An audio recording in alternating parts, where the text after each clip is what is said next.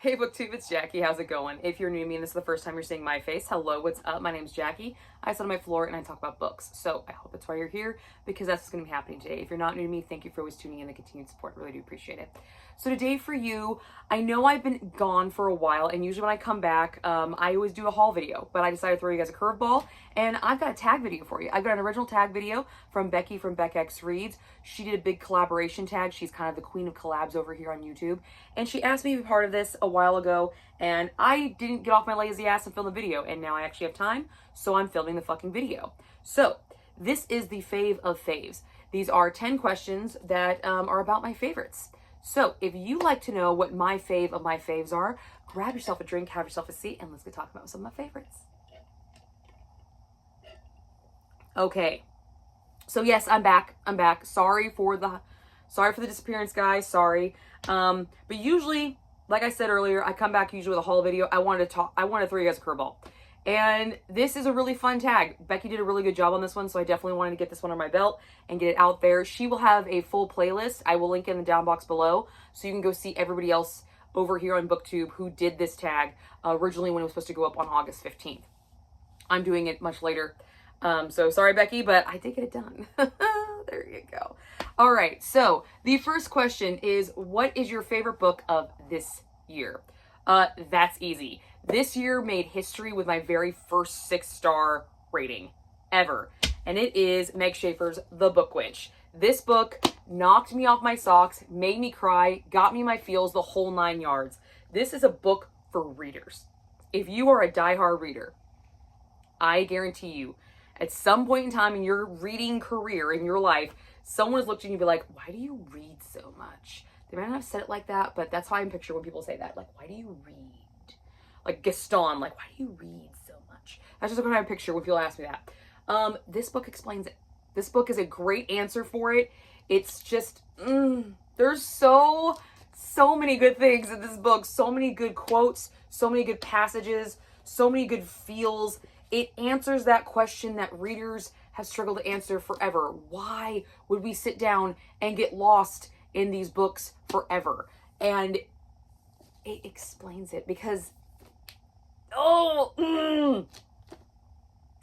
So we follow a book witch. What her job is she actually jumps into books when characters have gone rogue or gone missing and have to try to fix the scenario in the story without getting mixed into the story. Because heaven forbid you fuck up our stories, okay? Heaven forbid.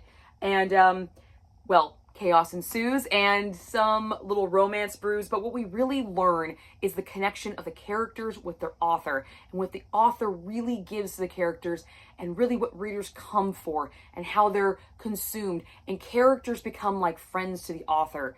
And it's just, oh my fucking God. This book was amazing. The favorite book of the year, hands down so far, first 6-star I've ever given a book. Yeah, I just, all the feels. And it was a Black Hat Book Coven pick. So, Black Hat Book Coven picks are rocking this year, and this is no exception. I actually listened to this on audio, and I loved it so much, I bought the physical book. This is a trophy. This is a trophy right here. Because, yes, it didn't look like it was going to be a Jackie book, but this is definitely a Jackie book. Loved it. The second question of my fave of faves is, what was your favorite book 5 years ago? So I was actually not on BookTube 5 years ago. So I wasn't really, I was getting back into reading 5 years ago in 2021. And the book that really kind of kickstarted my love of reading over again was Scarlett St. Clair's A Touch of Darkness. This is a Hades and Persephone retelling. This is Persephone's perspective of the first book in this series. And this thing just brought me back. I actually got to meet Scarlett St. Clair. Scarlett St. Clair. I can speak today, guys. Oh my God, I can speak. But I actually got to meet her, and she signed this edition for me. I cried. I have a video of me meeting her. I'll link it here in the corner for you guys. You can go check it out. Check it out. It was a whole nice vlog. It's awesome. Please go watch that. It was a good time. But yeah, this was my favorite book 5 years ago, and it's still one of my diehard favorites. This brought back this love of reading and also gave me a genre that I wasn't used to reading. I was not used to reading romance and smut. Well, if you follow my channel at all, that changed really fucking fast. That changed. And you have this book to thank for it right here. Touch of Darkness. Now, this is the first installment to a very long series with a companion series you can read side by side. So this is Persephone's perspective. The other series is from Hades' perspective. And I love this. Hades has always been one of my favorites. Persephone's always been one of my favorites. Anytime I take a Greek mythology quiz, I always get Persephone. Every single fucking time. Anytime I take a Greek romance quiz, I always get Hades. It's just how it's been, and I've always been obsessed with Hades and Persephone retellings. So I love this. So definitely a fave. Fave 5 years ago, still a fave now. The third question is, what is your favorite book under 300 pages? Well, I don't have a lot of books that are under 300 pages that aren't classics. I like really short books. Don't get me wrong, I like really short books, but they just don't hold that weight because I am a character-driven person. If you watch my reviews, you watch my wrap-ups at all, you understand that I really like getting to know the characters. I like ambiance. I like detail. And in short books, you really can't give that. However, classics do. They have this little fun way of doing this. And one of my favorite under 300 page classics is The Picture of Dorian Gray by Oscar Wilde. This is one of my favorite classics of all time. This is my beautiful penguin cloth bound edition that my husband purchased for me. Isn't it beautiful with the little bookmarky thing? I love this story. I love the message in the story. I love the horror in the story. I love the turmoil in the story of good and evil. I've always been a huge fan of this one, and I have a really good time usually with adaptations of it. I mean, no adaptation is perfect, but this seems to not be bastardized very much in its adaptations. So I very much enjoy this one. I've reread it multiple times. My daughter actually got to read it. I'm pretty sure she got to read it 2 years ago for school, or last year maybe. And I think she had a good time with it. I hope she did. She didn't tell me. She got an A in the class though, so I'm gonna say that maybe she did. But I love the dichotomy, the duology, I just love a lot of stuff in this fucking book. It's always been a go-to for me for classics. I've always really enjoyed this anytime I gotten to read it. So definitely a favorite, and it's under 300 pages, especially this edition. This edition itself is only,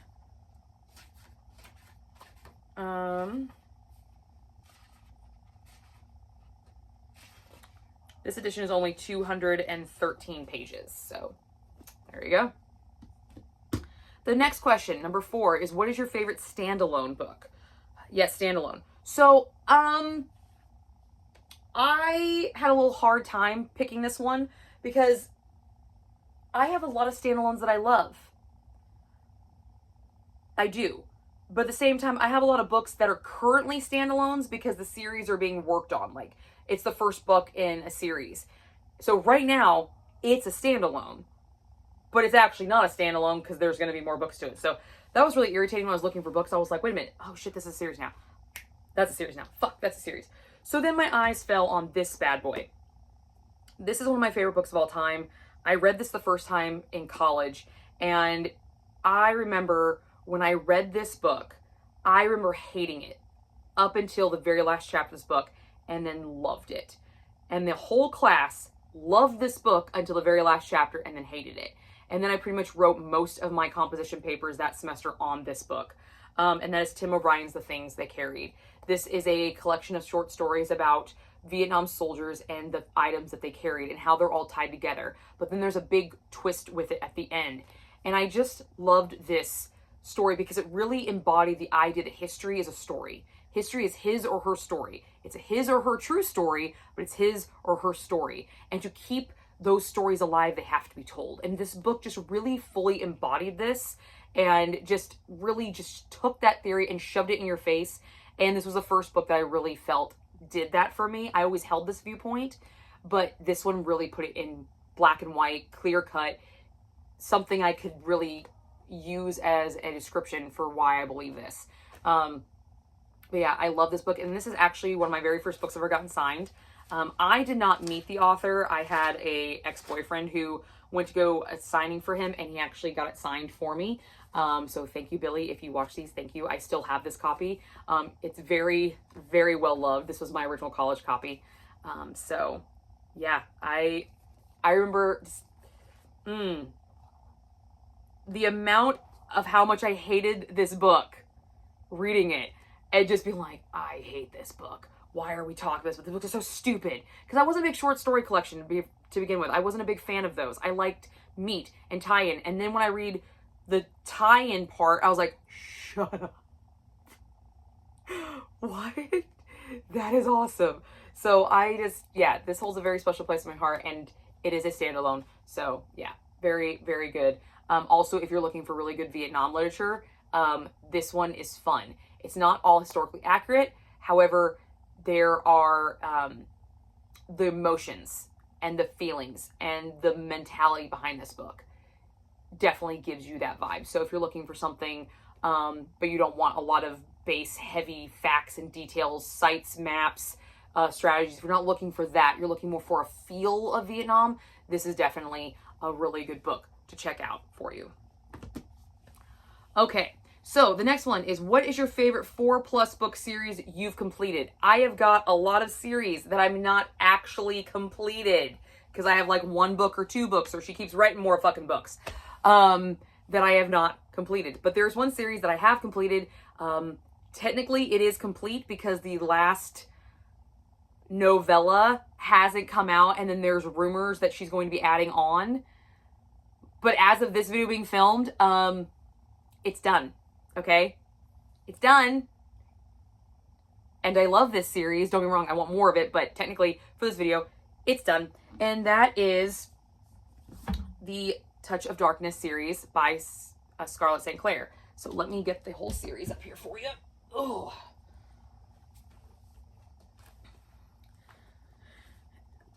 Here we go. Here is the Scarlett St. Clair Touch of Darkness series. But we also have the Game of Fate series, which is the Hades version of the same story. So this whole Hades and Persephone saga is one big thing.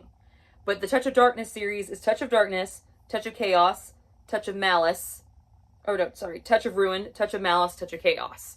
The Hades series is Game of Fate, Game of Retribution, Game of Gods. So he's only 3, and then both viewpoints are combined into Touch of Chaos. So that's how you get the 4+ book series of both of these. And you can read these in tandem. You can read them just the Touch of, you can read just the Game of, but I highly recommend reading them alternating like this because it makes it so much more fun. But I love this series. I love the trajectory of the series. I love the growth of my characters. Persephone's kind of whiny, but by the end, she's a fucking badass, and I love that bitch. All right? Love her. So definitely have a great time with that series every time somebody brings it up. I highly recommend that series anytime I'm in Barnes & Noble or I'm talking about books with people. There's like, I really want a good like series that I can get into, but it's not like super thick ass books. That's my go-to recommendation right there. That one. Hands down, no questions asked. So definitely check that one out. It's great. It is kind of a commitment, but all the books are out, so that's really nice. The next question, number 6.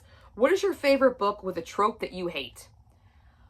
Okay, so there's not a lot of tropes that I really like say I would hate, because I'll still read them, but I very much dislike bullies. I very much dislike bully romances. I don't know what it is, but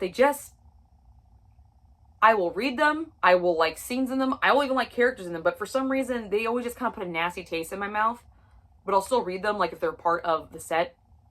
But there's one bully romance that I'm kind of obsessed with, and that's because of the author, because she made this trope work. She can manipulate this trope to where you actually enjoy this book, and that is The Silver Swan by Mo Jones, the first installment to the Elite Kings Club series. This is a bully romance series. It's also a reverse harem series. I also don't like reverse harems either, so this is a duo that she's made fucking work. Okay? I mean, it's a very loose reverse harem. There's reverse harem aspects, okay? Not a true reverse harem, but it's a cousin to reverse harem. Is that cool? Kissing cousin. It's in Alabama. I'm gonna say it. Anyway, no, I'm just playing. But I really love this book. I needed Jesus, a cigarette, and therapy after reading this book. She took me for a whirlwind on this one. So definitely enjoyed this one a lot. If you like bully romances and you've not checked this one out, please go check it out. Mo Jones is sick and twisted, and she is the queen of drops. Holy shit. I don't even know how I got through this book because of where her drops were. I was like, what the fuck is going on most of the time? And then when shit was happening, I was like, pretty sure I'm gonna need to go to confession after this. Also, I need a cigarette. Yeah, I do.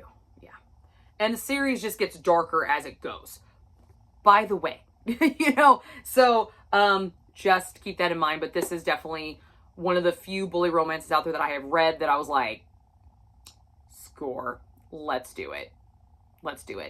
Also, I will be honest, this is probably one of my first bully romances that I read, and then I read other bully romances, and they just didn't match up to this.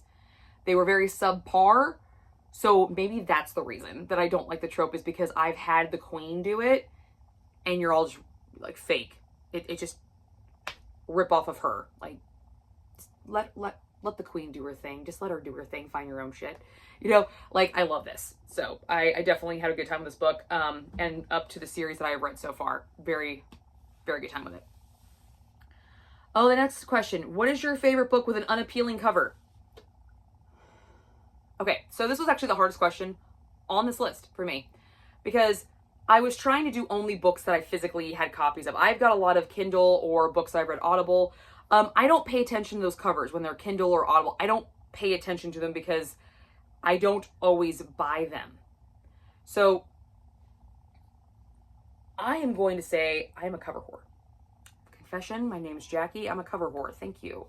Not going to do anything about it because I like a good cover. So for me to own a really shitty cover of a book that I've read and kept, that book's gotta be stellar.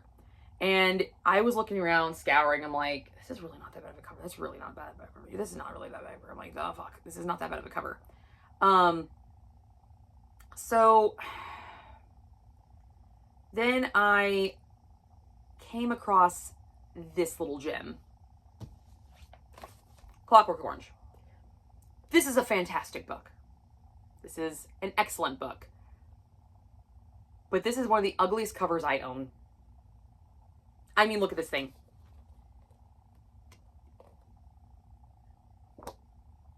The title gives you nothing. The cover gives you fuck all.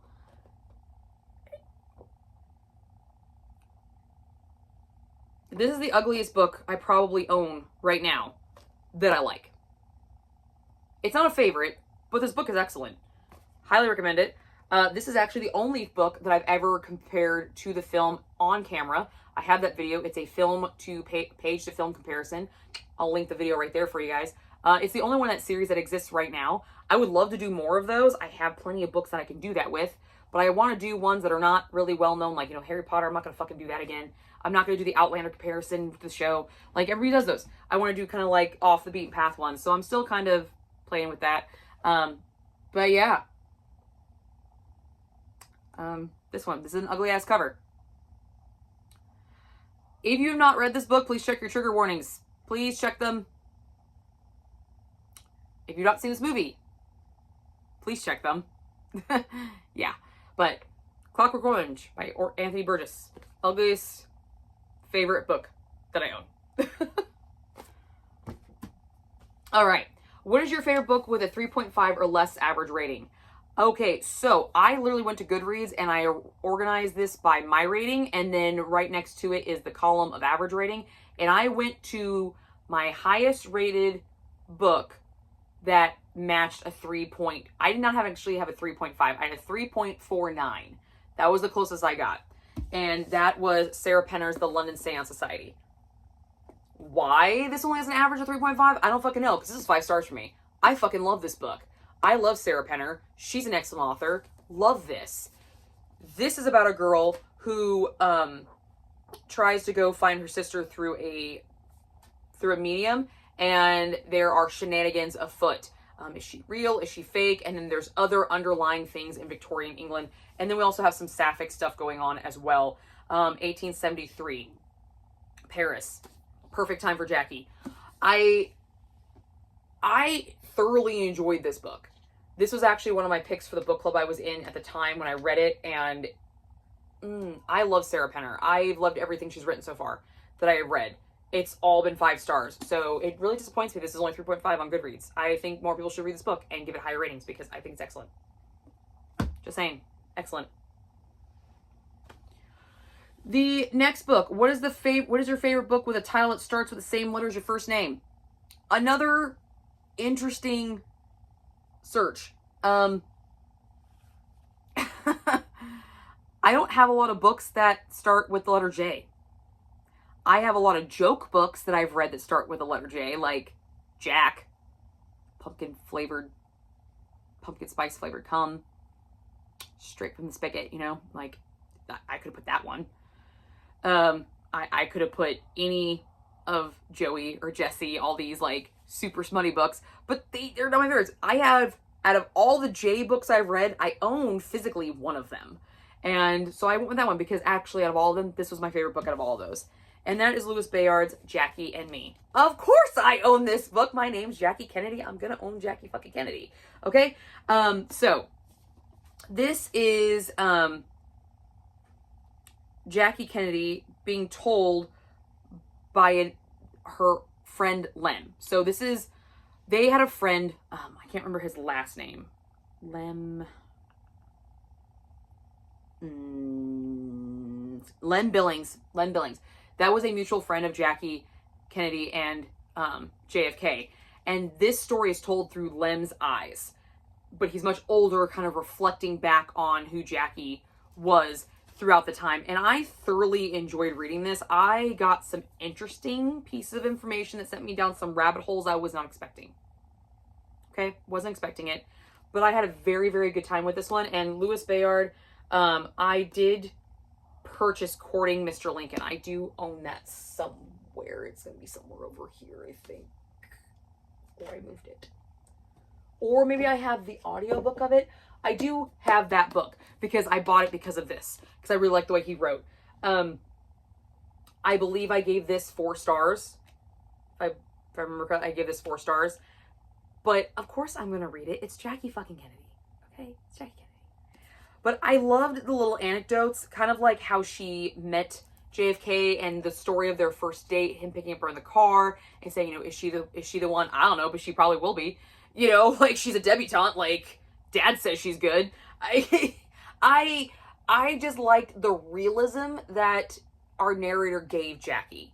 Kind of stripping the facade of, you know, the Camelot legacy and kind of showing the real girl.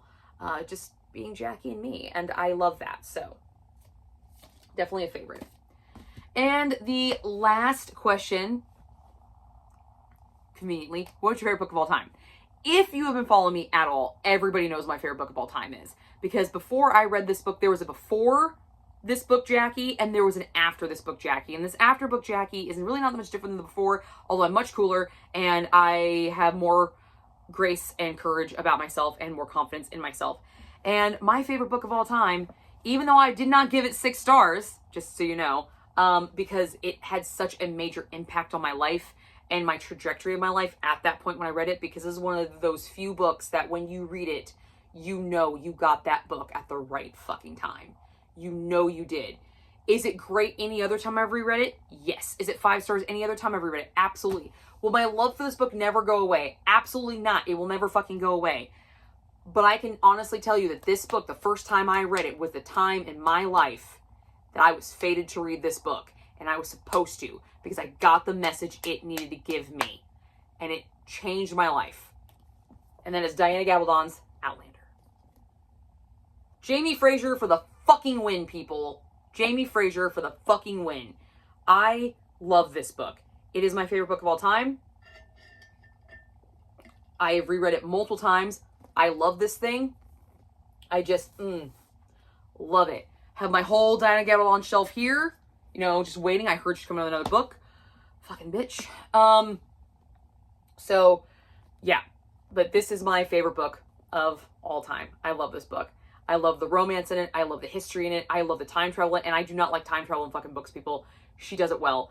I love the weaving of modern to past. I love the medicinal. I love the research that went into this. I love the detail and the layers that she gave this story and the humanity and the personas. I just fucking love it. And Jamie fucking Fraser, King of Men for a fucking reason, people. King of Men for reasons that just read the fucking book. Just read the book and you will understand. I love him. So, those are my fave of the faves. Becky, thank you again for tagging me in this. Sorry I didn't get up during the actual collab day, but thank you for always thinking of me and wanting me to collab. And if you'd like to do this tag, I will tag Becky in the down box below. And I will also link all the questions in the down box below so you can just go there, copy and paste, and have at it. But make sure you let us all know that you did this tag so we can see what your favorite faves, and maybe pick up some maybe new favorites of mine, because who knows? I might find a book that you liked and I'm just like, hey, that looks pretty cool. Let me check it out. Or you might find a book of mine that you thought, hey, I haven't tried that yet. Let me throw it out there. Not gonna be upset about it. Really not gonna be upset about it. Really not gonna be upset about it. Okay, I will see you guys all soon with another video. Thank you again, Becky, for tagging me in this and getting me involved. And I'm glad to be back, and I will catch you guys all soon.